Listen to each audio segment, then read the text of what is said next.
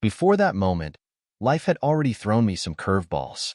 I grew up in a quiet, small-town setting, hustling through college while juggling part-time jobs to make ends meet. Hard work didn't scare me. I'd gotten used to it, but deep down, I always felt like something was missing. Eventually, I got married, not out of love, but more out of a sense of duty. It felt like the next step, not necessarily the right one. That marriage drained the life out of me over time. My daily routine turned into nothing more than a checklist. Go to work, pay the bills, rinse, and repeat. And then came the divorce, not exactly a surprise, but still a heavy blow. At that point, I was stuck in a dead-end job, doing the bare minimum just to get by, and my home life wasn't any better. My wife at the time, Kelly, grew distant, cold even, and one day I came home to find the place completely empty. She had moved in with another man, and from there, everything in my life spiraled out of control. The next few years were a blur, trying to piece together a life that felt like it had never been stable in the first place. Which brings me to a typical morning here in Miami, where I now live. I was sitting outside a local coffee shop, enjoying my daily caramel macchiato. It had become such a routine that the baristas practically had my order ready before I even asked. The Florida heat was just starting to rise, though it wasn't unbearable, and the breeze off the ocean helped keep things comfortable. As I sat there, I couldn't help but reflect on the last 5 years. 5 years since Kelly walked out on me, and how much had changed since then. I was halfway through my coffee when one of the baristas, Chelsea, cheerfully called my name. "Good morning, Mr. Parker." Maybe the generous tip I left made me a little more tolerable to the others in line who threw side-eye glances my way. I grabbed my cup and found a small table outside, shaded just enough by a nearby palm tree. The sun was climbing higher, casting that familiar Miami glow on everything. As usual, my driver, Javier, was parked nearby, pretending to read the paper while probably taking a nap behind his sunglasses. Meanwhile, I was trying to focus on some news, skimming the New York Times on my phone, but my mind kept wandering back over those past few years. It had been a rocky road since Kelly left, and I'd made more than my fair share of mistakes along the way. Back then, I was living in Pennsylvania, working as a technician for a big industrial company. To be honest, I wasn't exactly the star employee. In fact, I was pretty mediocre, if we're being real. I never went the extra mile, just did what I had to, and nothing more. One day, after finishing up some routine task, I was killing time online when my supervisor strolled over to my cubicle. "Parker, the boss wants to see you," he said flatly. That wasn't a good sign. I felt a knot form in my stomach as we headed for the elevators. When we got to the manager's office, his assistant, Donna, asked us to wait. "Mr. Davis is on a call. He'll see you shortly," she said. That shortly turned into the longest 30 minutes of my life.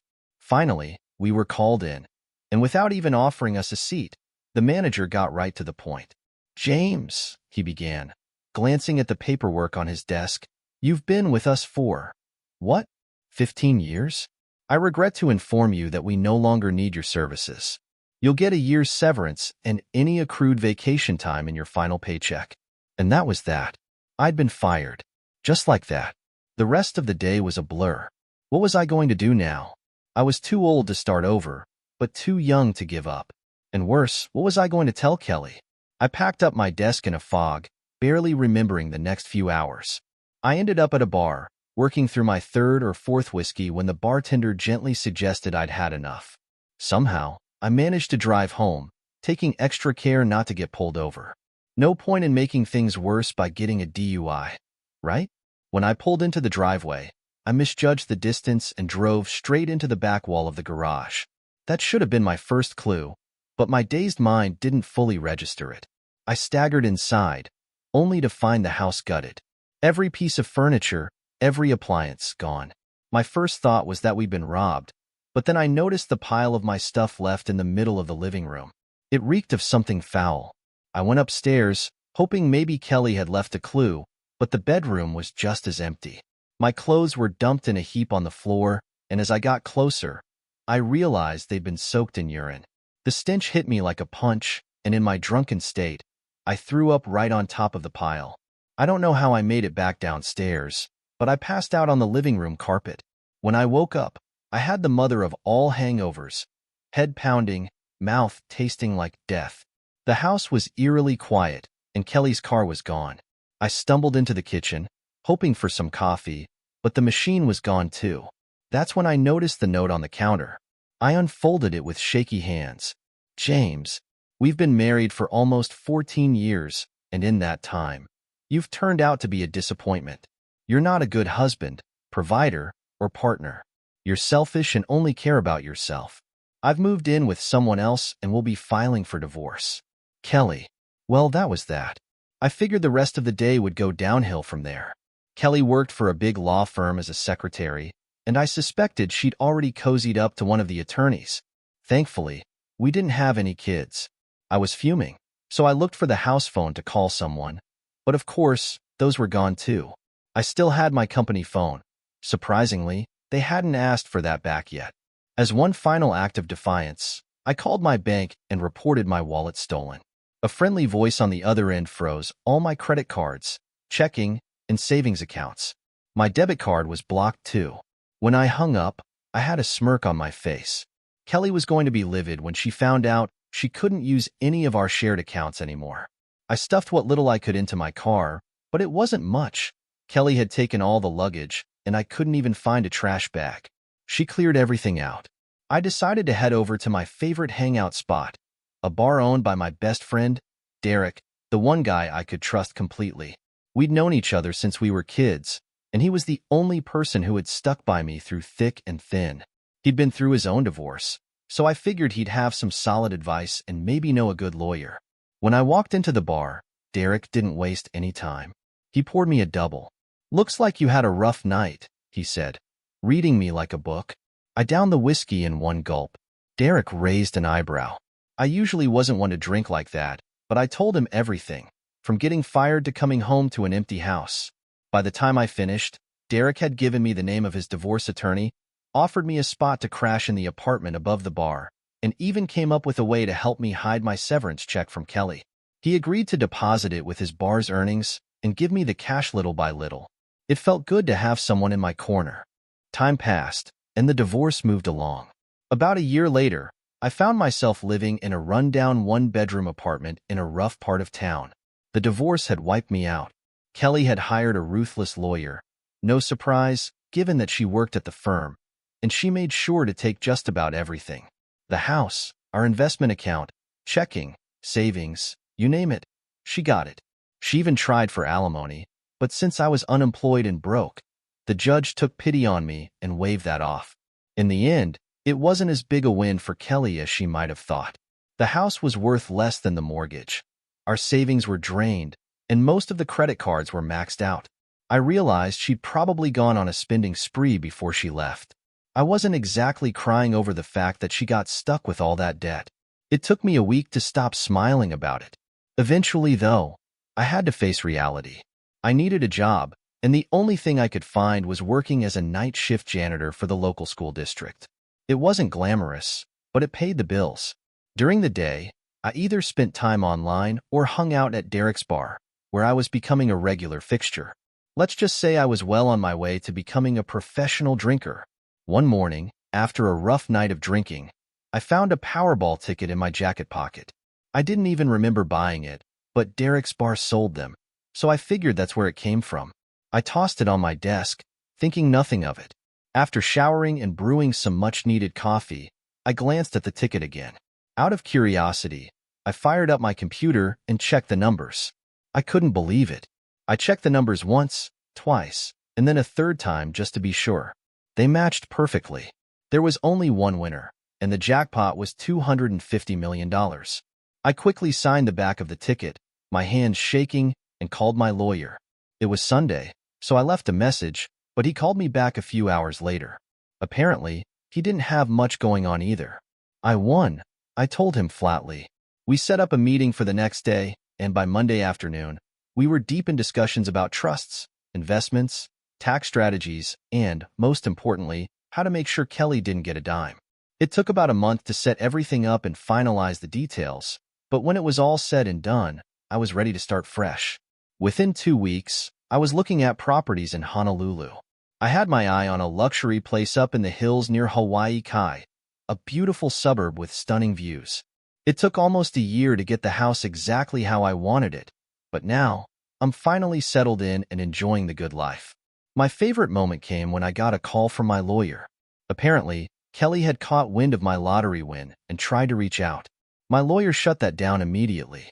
That's when I knew I'd picked the right guy. So there I was, sitting at the coffee shop in Honolulu, sipping my usual iced latte, when I had that strange feeling of being watched. I glanced around and noticed a little girl, maybe 5 or 6 years old, staring at me. She had long, dark hair and the most striking blue eyes, but they were filled with sadness. She clutched a worn-out doll in one hand and held a blanket close to her face with the other. Something about her tugged at my heart. I smiled gently, not wanting to scare her, but the feeling that something was off wouldn't leave me. Where were her parents? Surely no responsible adult would let a child wander around like this. I waved over one of the baristas and, using some hand gestures, asked if they knew anything about the girl. The barista asked her coworkers, but they all shrugged, just as confused. By now, a few of the other women sitting nearby had noticed the girl too. They looked at me and shook their heads. No one knew where she came from. The little girl's eyes filled with tears, so I pulled out a clean handkerchief and handed it to her. She took it but didn't wipe her face. I gently dabbed her tears away, and she gave me the faintest of smiles before handing the handkerchief back. It was stained now, but I didn't care. I just wanted to help. A couple of the women came over and started talking softly to the little girl, trying to comfort her. One of them pulled out her phone and called the authorities. I overheard the woman talking to the operator, describing the situation about a lost child. After hanging up, she turned to me and said, "They'll be here in about 5 minutes." The little girl began making soft, almost musical sounds, and instinctively, I ran my fingers through her hair and gave her a gentle kiss on the top of her head. She looked up at me with those big, sad eyes and said, "Grazie, nonno." It had been decades, but I recognized the phrase. She was speaking Italian, and it meant, "Thank you, Grandpa." Back in the late 80s, I'd been stationed in Italy with the army and had picked up quite a bit of the language. If you wanted to get along with the locals, especially the women, learning Italian was essential. Now, here I was, listening to this little girl call me Grandpa. I smiled at her and said, "Ciao Bella. Mi chiamo James," which means, "Hi, beautiful. My name is James." Her face lit up, and she smiled wide, hugging me even tighter. "Bella," I asked softly, which translates to, "What's your name, beautiful?" She just smiled and responded, "Bella." I tried a few more times to get her real name, but she insisted her name was Bella. Shifting tactics, I pointed toward the drink cooler and asked, "Aqua? Water?" Her little smile widened slightly, and I took her hand, leading her into the Starbucks. One of the baristas, seeing us, made a small caramel frappuccino for her, and after one sip, Bella was hooked. She grinned at the barista and said, "Grazie." We returned to the table, Bella sitting right beside me, carefully sipping her drink. I noticed a Honolulu police cruiser pull up outside, so I waved at the officers as they got out of the car. After I explained that Bella seemed lost and maybe abandoned, one officer tried talking to her in English, but it wasn't going well. His frustration showed, and that's when his partner glanced at me and asked, "Do you know why she's not responding?" I nodded. "She only speaks Italian. My Italian's rusty. It's been over 20 years, but I've managed a bit. Do you have anyone who can translate?" Before they could respond, Bella tugged at my shirt and whispered, "Bagno." I knew right away. She needed the bathroom. I asked one of the women nearby if she could help, but Bella wasn't about to go without me. So, the three of us headed to the restroom together. As I waited in the hall, Bella called out every now and then, making sure I hadn't left.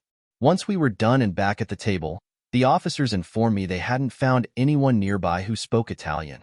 So they called Child Protective Services, CPS, and a caseworker was on the way. A couple of hours later, after sharing a quick lunch with Bella and the officers at a nearby McDonald's, where Bella, much to my surprise, knew exactly what she wanted, we headed back to Starbucks. That's when we were greeted by an impatient, furious CPS worker. She stormed over, barking at the officers. "Why did you make me wait so long? You're wasting my time." The officers weren't having any of it. A heated argument broke out, voices rising, and Bella grew scared. I quickly picked her up and moved away from the chaos. That's when the caseworker spotted me. "He's trying to steal that child." "Stop him!" she screamed, causing a scene. I knew it was time to call in a favor. Pulling out my phone, I dialed up one of the governor's aides. I'd been a significant donor to his campaign a few years back, and now seemed like a good time to cash in on that. I calmly explained the situation and who I was. "Don't worry," the aide replied. "I'll take care of it." 5 minutes later, the caseworker's phone rang. She answered it, obviously annoyed, but I could hear her tone change immediately. "Yes, sir. Yes, sir," she repeated over and over. As she was still on the phone, an unmarked police car pulled up, and out stepped the chief of police himself. After a brief chat with the officers, he walked straight over to the caseworker. "Hang up the phone, get in your car, and leave," he commanded. "That's an order. If you don't comply, I'll have you arrested." She left without a word. The chief then approached me, flanked by the two officers. "Did my officers treat you well?" he asked, his tone courteous but firm. I smiled. "Yes, sir. They've been more than helpful. They've been trying to find a translator so we can communicate with the girl." The two officers grinned, clearly relieved to hear the praise. The chief sat down, and we started brainstorming what to do next. We eventually agreed that Bella would stay with me temporarily until her parents or relatives could be found. The search for an Italian translator continued, but in the meantime, Bella was in good hands. I called my driver, Javier, who had gone back to my house to do some work, and arranged for him to pick us up. The rest of the afternoon was going to be spent shopping for Bella's new wardrobe. We headed to Ala Moana Mall for a busy afternoon of shopping, and I asked Javier's wife, Nina, who also worked as my housekeeper, to meet us there and help pick out clothes for Bella. Javier and Nina arrived within 15 minutes, and as we drove to the mall, Nina asked me all about Bella. Once we arrived, the ladies took charge, visiting all the children's stores while Javier and I were relegated to bag duty. We made multiple trips to the car, lugging shopping bags from the Disney store, Gap Kids, Janie and Jack, and the children's place. I'm pretty sure we didn't buy something at every store, but we certainly tried. My credit card was getting quite the workout. Bella and Nina got along like they had known each other for years. They chatted the entire time, neither really understanding the other, but it didn't matter. They spoke the universal language of women, shopping. I can't quite recall which store it was, but both Bella and Nina paused to admire some little girl's bedroom furniture sets in one of the display windows. Thankfully, we didn't go inside, but I had a strong feeling we'd be back soon enough.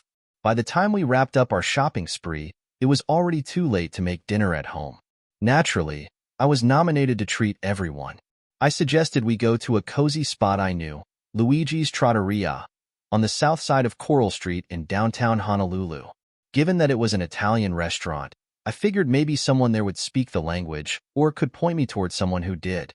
Unfortunately, no one there spoke Italian, but the owner, a fourth-generation Italian-American, promised to keep an ear out for a native speaker. Despite the lack of a translator, the food was outstanding, and Bella devoured her pizza like she hadn't eaten all day, finishing almost the entire thing.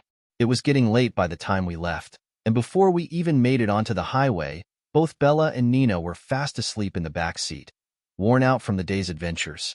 When we finally got home, Javier and I unloaded all the shopping bags into one of the guest rooms. Nina and I helped Bella get cleaned up and dressed in her brand new Disney pajamas before tucking her into the room next to mine. After Javier and Nina left, I poured myself a small drink and sat on the lanai, gazing up at the stars. As I was lost in thought, I heard a tiny voice from inside, calling, "Poppy." I rushed in and found Bella curled up in a corner, softly crying. The sight of her like that broke my heart. I scooped her up and carried her back outside to the lounge chair on the lanai. She snuggled into my lap, and before long, she drifted back to sleep. I didn't mind the stiffness in my back the next morning. It was worth every second. Nina woke us up the next day with a cheerful, "What's for breakfast?" I looked at Bella and asked, "Manja? Eat?" Bella jumped up, grabbed Nina's hand, and the two headed to the kitchen. A few minutes later, Bella proudly brought me a cup of coffee, chatting away in her cheerful, rapid Italian, as though I could understand every word. I smiled and took a sip, saying perfetto, with great enthusiasm. Bella beamed with pride. I caught Nina standing in the doorway with a grin. "Way to go, boss," she teased. "Now go take a shower while Bella and I handle breakfast." One thing my mother taught me: always listen when a woman tells you what to do. So, I headed off for a shower. As I was finishing up, I heard Bella's little voice outside the door calling, "Poppy, prima colazione." Breakfast. Sure enough, there she was, waiting to lead me by the hand to the kitchen. When we got there, I found the table set with my finest china, though the silverware was scattered in a delightful, haphazard way. I gave Bella a big thumbs up, and she rewarded me with a hug and that irresistible smile of hers. After breakfast, I started making calls, pulling in favors and using every resource I had to find a translator or, better yet, someone who knew Bella. As much as I was growing attached to her, I knew there had to be someone out there looking for her. She was far too special to be lost forever. Let me pause and describe my place. When I bought the property, there was a small guest house tucked behind the main house. Since I didn't have any in-laws to worry about, I rented it out to vacationers. It was part of a gated compound with excellent security, so I charged a premium, especially since it attracted guests looking for privacy, sometimes even celebrities who wanted to stay under the radar. My current tenants had arrived the night before. I didn't know much about them except that it was a husband, wife, and their small child. The wife had a high-profile job as a national news anchor. As Bella and I were finishing breakfast, I heard a knock at the door. A man's voice called out, "Excuse me, could we borrow some milk for our coffee and our child's cereal?" It made sense. Between guests, we always cleaned out the guesthouse fridge to avoid mold and the tropical humidity. I smiled and replied, "Why don't you all join us for breakfast? I'm sure there's nothing left over there, and we've got more than enough food here." After a moment of hesitation, he agreed and went back to fetch his wife and child. When they returned, we introduced ourselves and sat down to enjoy the spread Nina had prepared. During the meal, I shared Bella's story, hoping they might know someone who could speak Italian or help us figure out where she came from. Unfortunately, they didn't, though the news anchor seemed genuinely intrigued by the whole situation. After breakfast, we all lingered over coffee. Nina had pulled out a selection of drinks, coffees, teas, and even hot chocolate for the kids from my Keurig machine. My guests were happily exploring all the options when the house phone rang. Nina answered and then handed it to me. "Good morning," I said, unsure of who was on the other end. A formal voice responded, "Please hold for the ambassador." Then I was put on hold. Moments later, a pleasant voice with a slight Italian accent came on the line. "Mr. Parker, this is the Italian ambassador to the United States. I understand you found the child of one of our citizens?" "Yes, sir," I replied, and explained everything, how Bella had been found and what we'd done so far. He listened carefully, only interrupting with a few brief questions. Once I finished, he asked to speak with Bella. I handed her the phone. "Pronto," she said in her sweet little voice. For the next half hour, she listened, occasionally responding with a "sì" or chattering away in fast Italian that was far beyond my rusty understanding. When she finally handed me back the phone, the ambassador summarized their conversation. He explained that Bella didn't know her real name, her parents, or even her birthday. She had been kept by her captors in small, dark rooms, chained up since she was an infant. Her food had been placed in metal bowls on the floor, and she had only been allowed to wear a simple shift.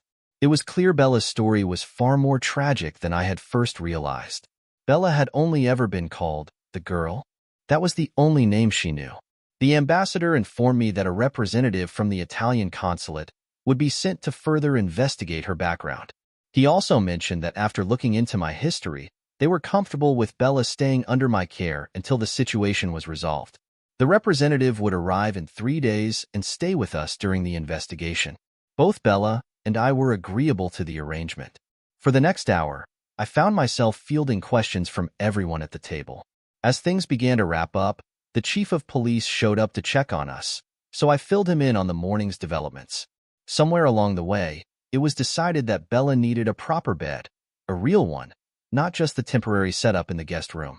And guess who was volunteered to buy one? That's right, me. Javier pulled the car around while Nina helped Bella get dressed. Our guests, the renters, decided to join us for the shopping trip, though I could tell the husband wasn't thrilled about spending his vacation day in a mall. After some light convincing, I suggested he take a detour and spend the afternoon on the golf course instead. That brightened him up considerably. We all squeezed comfortably into my Bentley, and I drove us to Ala Moana Mall while Javier dropped the husband off for his round of golf. Bella recognized the mall from the day before, and when I told her we were getting her a bed, she burst into tears of joy. She practically dragged me through the entrance, heading straight for the store where she'd seen the pink bedroom set. Ala Moana is a massive place, but Bella navigated it like she'd lived there all her life, leading us directly to the store without a single wrong turn. I have a feeling she'll be an expert shopper when she grows up. Bella was fixated on the pink bed and the enormous teddy bear that came with it. She didn't yet understand all the details of shopping, but she knew exactly what she wanted. I handed my gold card to Nina, who went off with Bella and the saleswoman to pick out sheets, pillows, and everything else to make Bella's room feel like home. We scheduled everything for delivery that afternoon. By 5 p.m., Bella would be sleeping in her very own pink princess bed. With spirits high, we stopped at the food court for a well-deserved break, junk food and ice cream. Bella had never seen anything like it, her eyes wide as she took in all the options. She wanted to try everything, but Nina, ever the health-conscious one, kept her in check. Still, Bella managed to sneak a few bites of ice cream, flashing her charming smile that made it impossible to say no. We arrived home around 3 p.m. to find a large moving truck already in the driveway. Bella's new bedroom set had arrived. The movers were busy unloading everything and lining it up in front of the garage. Bella, ever excited, walked straight up to the largest mover and started speaking to him in her sweet, broken Italian. It didn't take long for him to be charmed. Soon, they were walking hand in hand toward the house, with Bella directing him to her new room. She took control, pointing at the existing furniture and mimicking how it should be moved out into the hall and then into the next room. The movers were smitten with her, happily following her lead as if she were the supervisor. By 6 p.m., everything was set up just the way Bella wanted it. After thanking the movers, I walked them to their truck and handed each of them a $100 tip. At first, they tried to refuse, saying Bella had been such a joy to work with that the tip wasn't necessary. I insisted, though, and they eventually accepted. Back inside, Bella, Nina, and our renter started organizing Bella's new clothes and toys into the drawers and shelves. Despite everything we'd bought, the room still looked a little bare, which only meant one thing. More shopping trips were on the horizon.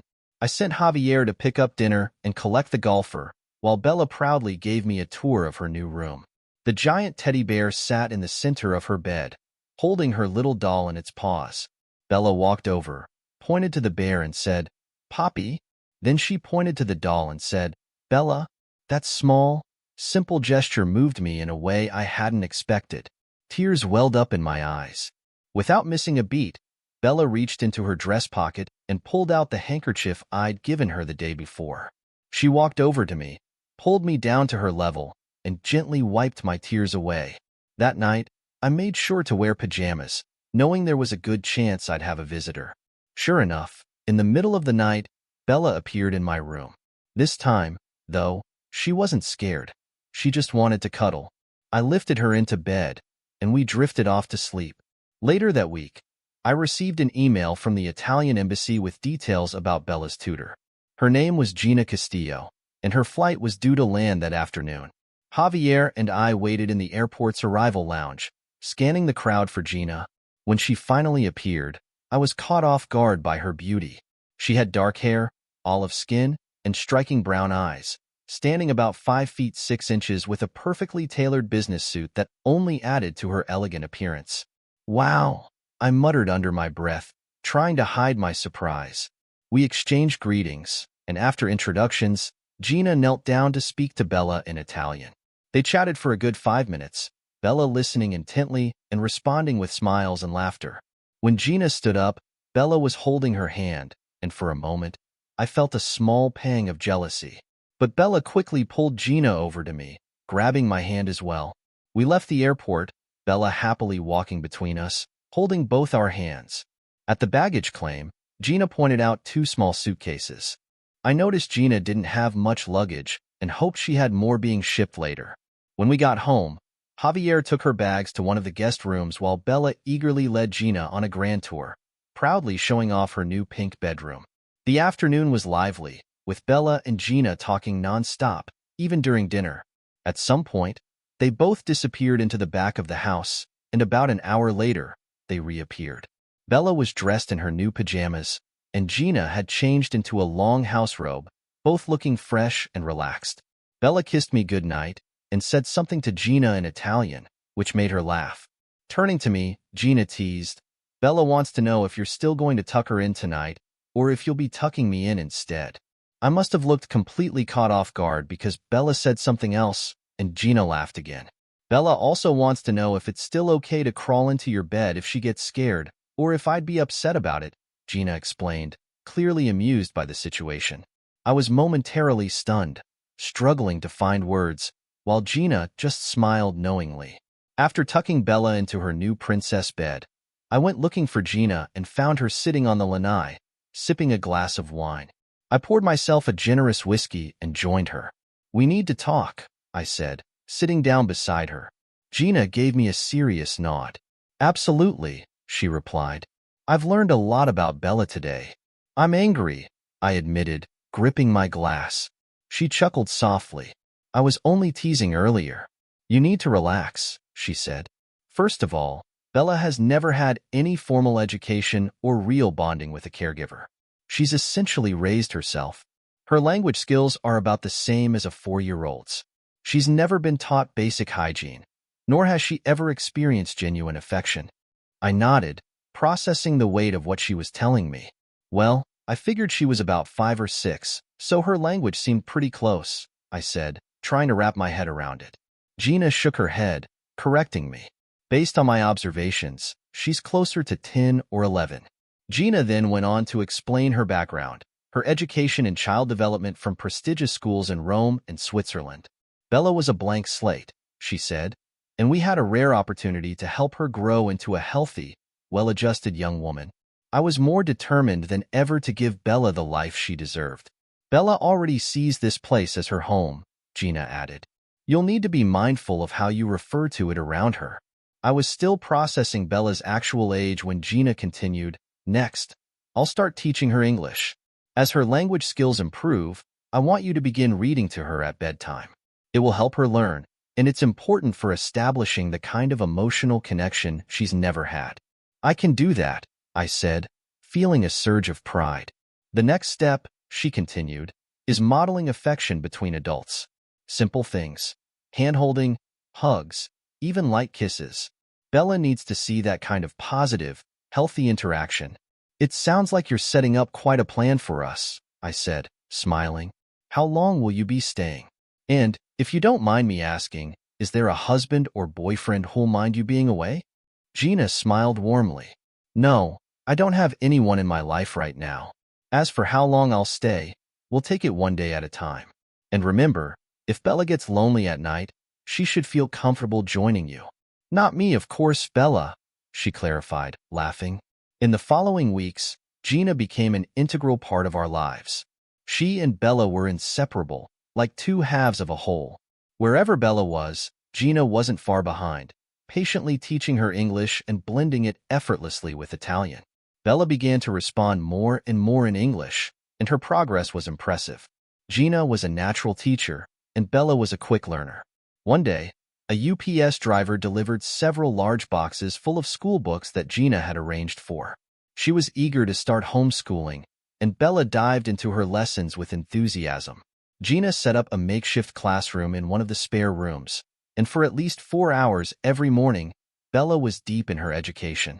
After lunch, they would do what they called girl time, and sometimes they'd continue lessons in the afternoon. When Gina wasn't available, I took over as teacher. Bella, diligent as always, would ask questions in English, and under Gina's strict instructions, I answered only in English. Bella would flip through her Italian-English dictionary, trying to make sense of my responses. It was endearing, watching her concentration grow, and with each passing day, her understanding of the language improved. I couldn't have been prouder. 2 months flew by, and Bella's progress was astonishing. Gina was truly gifted as a teacher, and I felt incredibly fortunate to have her guiding us. One morning, during breakfast, I received a call from Washington, D.C. It was the Italian ambassador. He explained that Bella's story had caught the attention of the media. My renter, the news anchor, had done a feature on child trafficking, with Bella as the focus. There were clips of Bella smiling, holding hands with both Gina and me, and footage of her from our days at Starbucks and the mall. The ambassador reassured me that Bella's safety remained a top priority. Unfortunately, despite extensive efforts, the Italian government had found no trace of any family. Bella had no known parents or siblings. In short, she was an orphan. Without hesitation, I said, "I'll adopt her." The ambassador chuckled softly. "I suspected you would, but I had to ask." He promised to take care of the necessary arrangements, but then he asked a question that caught me off guard. "What about Gina? Once you officially adopt Bella, her role here will technically end. She's still attached to the embassy." I was speechless. Bella would be devastated if Gina left. Desperate to keep her in our lives, I suggested, "Can we arrange a work visa? I could hire her as Bella's tutor." The truth was, I had grown fond of Gina. She had become more than just a teacher. She was a vital part of our household, and if I was being honest with myself, I didn't want her to go. I felt a growing connection between Gina and me, and the ambassador had advised, "Talk to her and let me know what happens." That night, after Bella went to bed, Gina and I had our first serious conversation. I told her about my decision to adopt Bella, expecting her to be thrilled. Instead, she exploded. "You're a good man, Jim, but you're being foolish," she snapped, her Italian temper flaring. "Do you even understand the gravity of adopting her? You can't just make such a life-altering decision without considering the long-term consequences." She paced back and forth, clearly angry.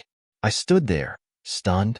"I just want to give her a real family, a chance at a better life," I said, trying to explain myself. Gina stopped pacing and softened her tone. "I know your heart is in the right place, but this isn't just about you or Bella. It's about her future, and we need to be sure it's the right choice for her." We ended up talking late into the night, examining every possible angle of the situation. Ultimately, we agreed that the decision had to be Bella's. She needed to choose me as her family, or it wouldn't work. Over the next month, Gina grew distant. I felt like I was tiptoeing around her, unsure if I had ruined everything between us. But one morning, when Javier and I returned from a quick coffee run, everything changed. Bella was waiting by the door, and the moment she saw me, she ran into my arms, hugging me tightly. Gina followed close behind, wrapping her arms around my neck and kissing me softly. "You're a good man," she whispered. The ambassador called. "The adoption papers are being FedExed." "Papers?" I asked, pretending to be confused. "Don't act clueless," she laughed. "I know you've been planning everything, adopting Bella and arranging my visa so I can stay." That night, I found myself with two precious girls in bed, Bella in her usual spot, curled up next to me, and Gina nestled against my back. It was the best night's sleep I'd had in years. The next morning, I woke up with Gina pressed against me, and for a moment, I thought I could happily stay in bed all day. But Bella was curled up on the other side, so I had to move carefully to avoid waking them. As I slipped out of bed, I heard both of them groaning in protest, making me smile. I went to the bathroom, shaved, and jumped in the shower. Halfway through, I felt a cool breeze. I turned to see Gina pulling back the curtain with a playful smirk. "Not bad," she teased before walking away. I opened my mouth to respond, but then I heard Bella's voice outside the bathroom door. I made a mental note to look into summer camps so Gina and I could get some alone time, but I quickly realized there weren't any nearby overnight camps. The next few years passed by in a blur. Bella started calling us Mommy and Daddy, without us even realizing it. Gina had moved into my room permanently, and Bella no longer came to our bed at night. Our little family grew stronger by the day. Bella began attending school with other children her age and made friends easily. Before long, Our house became the go-to spot for weekend sleepovers. At least 2 or 3 of Bella's friends stayed over every weekend, and Nina loved it. Since her own grandchildren lived on the mainland, she took great joy in treating Bella and her friends like they were her own. One day, I made the mistake of asking Nina if looking after so many kids was too much for her. Big mistake. I quickly learned that Hawaiian women have tempers and are very skilled with knives. One Sunday afternoon, Bella climbed onto my lap, looking up at me with those big blue eyes of hers. "Poppy, when are you going to ask Mommy to marry you?" she asked, completely serious. "You love her, and she loves you. Plus, I want a baby brother or sister before you get too old." Her words floored me, but after a moment, I realized she was right. "You're absolutely right, Bella," I said, pulling her close. "How about you help me pick out the ring?" Her eyes lit up with excitement, and she eagerly nodded. The very next day after school, we went ring shopping. Bella, ever the planner, had created a list of all the jewelers on the island, insisting that we visit each and every one of them. What Bella wanted, Bella got. After several weeks of shopping, we ended up back at the very first jeweler we'd visited. The ring we chose was simple but elegant, a single diamond, surrounded by small birthstones representing Bella, Gina, and me.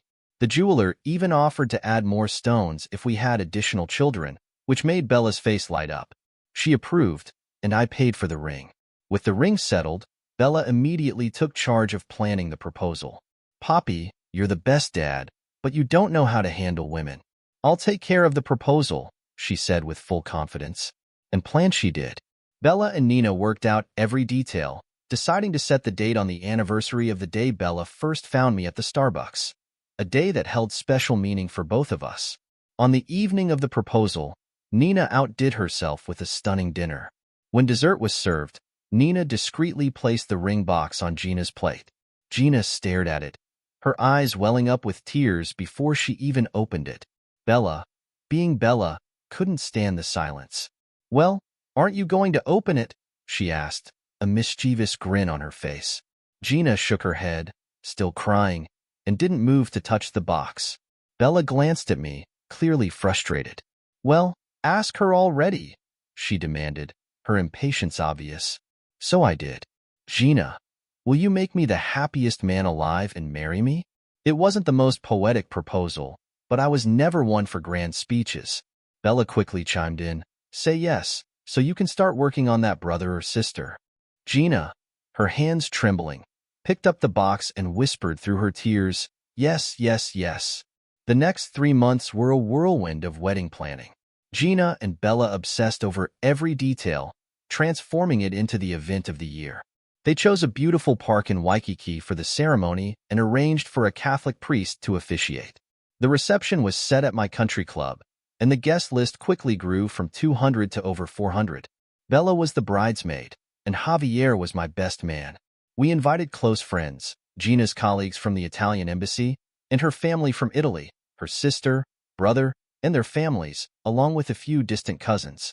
All expenses were covered. I ended up renting several floors of a beachfront hotel for all the out-of-town guests. The cost? Let's just say I tried not to think too much about it. When it came to the wedding dress, my role was simple. I was only allowed to pay for it. But when it came time to pick out my tuxedo, Gina and Bella insisted I join them. I thought it would be a quick decision. I was wrong. They spent the entire afternoon making sure the tux was perfect, nearly driving the poor tailor to a breakdown with all the adjustments and critiques. In the end, it was just a simple black tuxedo with a white shirt. I shuddered to imagine the chaos if I had wanted something more elaborate. After that ordeal, I swore that when Bella got married, I would take a year-long cruise and only return the day before the wedding, just to avoid the stress. Keanu found the whole situation hilarious, bursting into laughter every time he saw me. I jokingly threatened to fire him after the wedding, but that only made him laugh harder. Finally, the big day arrived. Tradition dictated that I wasn't allowed at the house in the days leading up to the ceremony, so I stayed at the hotel with Gina's relatives. Despite the language barrier, we had a blast.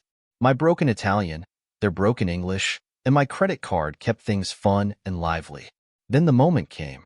Standing at the makeshift altar, I watched as Gina, a vision in white, made her way down the aisle.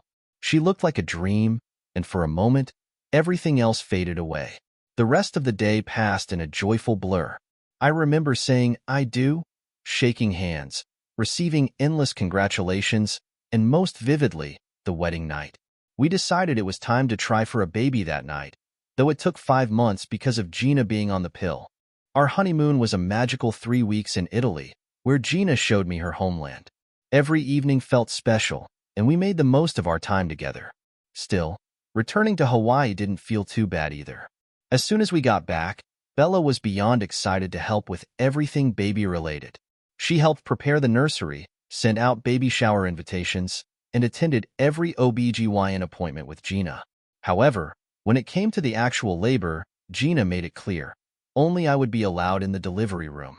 On a warm May afternoon, our son, Giorgio, was born, weighing a healthy 8 pounds, 3 ounces. Bella, who had been waiting eagerly, rushed into the room the moment she was allowed. She went straight to him, gently whispering, "Hi, Giorgio. I'm your big sister. Welcome home." The nurse let Bella hold him briefly before handing him back to Gina for feeding. Bella watched the entire process with wide eyes, fascinated by the miracle of life and realizing her role as his big sister. We stayed at the hospital for 2 days, which felt like an eternity for Bella. She took a day off from school and was up at dawn, ready to bring her brother home. She supervised everything, reminding Keanu to drive safely, ensuring the baby seat was installed correctly, and even selecting baby toys for the ride. Bella had big plans to show Giorgio all the sights on the way home, but naturally, he slept through the entire trip. The first few months were a whirlwind of feeding, diaper changes, and sleepless nights. Bella devoted all her free time to watching over Giorgio, asking Gina endless questions about everything. If I wanted time with Bella, I had to take Giorgio out of the room, as she followed him around like a shadow. I'll never forget the day Giorgio, around 4 months old, recognized his big sister and gave her a huge, toothless grin. From that moment on, Bella was completely hooked, becoming the perfect big sister. When Bella's friends came over, they were treated to endless stories about Giorgio's milestones. Being young girls, they loved every minute of it. It was adorable to see them crowd around during diaper changes, although it was even funnier when 1 or 2 of them got caught in an unexpected shower from Giorgio. They'd shriek and complain, but they still adored him. A year passed with no major events, until one day, Bella and Gina returned home from their annual physicals. Bella was unusually quiet, clutching a pamphlet from the doctor's office. They disappeared into Bella's room for most of the afternoon, and I suspected Gina was giving her the talk, a conversation no dad is invited to. By dinner, Bella seemed to be back to her usual self. Gina held my hand during the meal, giving me a look that said, "We'll talk later." That night, Gina explained what the doctor had told them, giving me the takeaway. I was to keep my mouth shut and not embarrass Bella. A week later, the doctor's office called, asking us to bring Bella in for additional tests.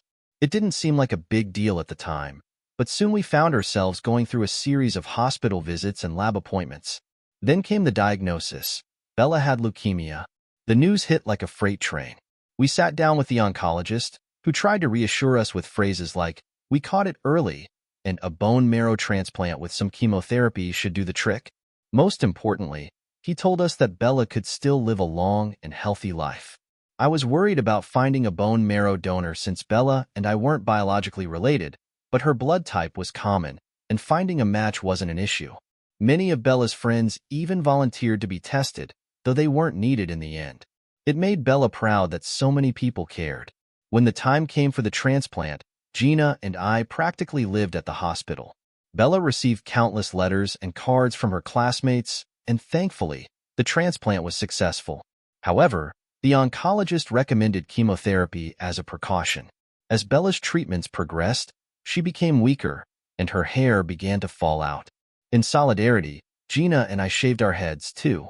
The 3 of us must have made quite a sight, walking around bald, but Bella picked out headscarves for all of us. While Gina and Bella looked stylish in their scarves, mine were a chaotic mix of mismatched colors and patterns. They both loved to laugh at me, but I didn't mind. Anything to help Bella smile. One day, during Bella's recovery, something unforgettable happened. I got a call from Bella's school asking if I could bring her in for a special homecoming rally. When the day finally arrived, Gina and I escorted Bella into the gym, not knowing what to expect. As we walked in, we were greeted by a sea of 200 bald teenagers. Bella's classmates had all shaved their heads in solidarity. Even though she was still weak, Bella held onto my arm, her smile stretching from ear to ear as the students chanted her name. She and Gina couldn't hold back their tears, and as for me, well, my eyes welled up too, though I'd later blame it on something in the air. About a year later, we got the incredible news we'd been praying for. Bella was officially cancer-free. The chemotherapy had worked, and just in time for her to start high school. We were beyond overjoyed.